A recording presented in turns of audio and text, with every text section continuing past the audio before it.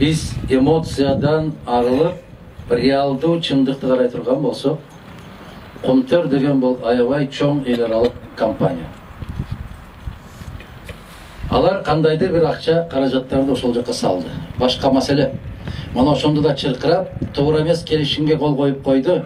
Аскар Акаевич аябай туура эмес саясат жүргүзүп атат деп жүрсөк, могу эжеме окшогон кишилер чыгып алып, тийишпи Аскар Акаевичке. Айланайын Аскар Акаевич деп бизге бут тосуп жүргөн кишилерден болгон. Көп болгон Кыргызстанда ошондойлор. Кийинкилери да ушундай болду. Эми Комтөрдү Кыргызстанга кайтарып алдым деген деп айтыш үчүн адам эки түрдөгү адам болуш керек.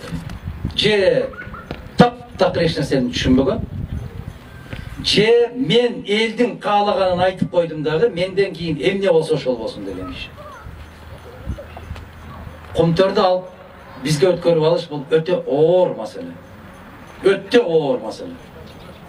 Эгерде эл аралык кандайдыр бир соттошуулар боло турган болсо, Кыргызстан былтыры мен айткан элем, изоляцияда калып калабыз, биз менен эч ким сүйлөшпөй коет деп. Мына 1 жылдан өттү, Кыргызстанга бир да мамлекеттин же өкмөт башчысы, же өлкө башчысы келип да койгон жок.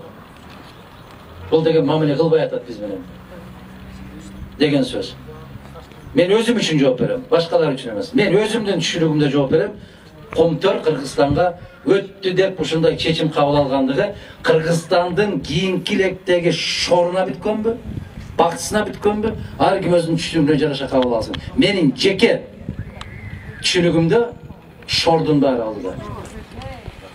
Бул шордун баары алдыда. Себеп эл аралык сот бул Кыргыздын соту эмес. Бир кой жетелеп барып, маселеңди каалагандай чечип алгандай. Жок. Муну дагы айрыкча жаштар кулагыбызга куюп алалы. Бир канча жылдар өтөт, дагы бир кишилер пайда болот дагы, ошондо неге айтпадыңыз деп чыккандар пайда болот. Айтсам уктуңар ошо кезинде. Кезинде неге айтпадыңыз деген мода азыр. Кезинде буларды айтып атканда, сен гаршокто отурат элең балам деп коем. Анда сен түшүнбөйт элең. Атаң менен энеңден сурасаң айтып берет дейм. Ошондой Комтөр маселеси бир отоло чечилди дегенден биз аябай алыспыз. Мен ишенбейм мисалы.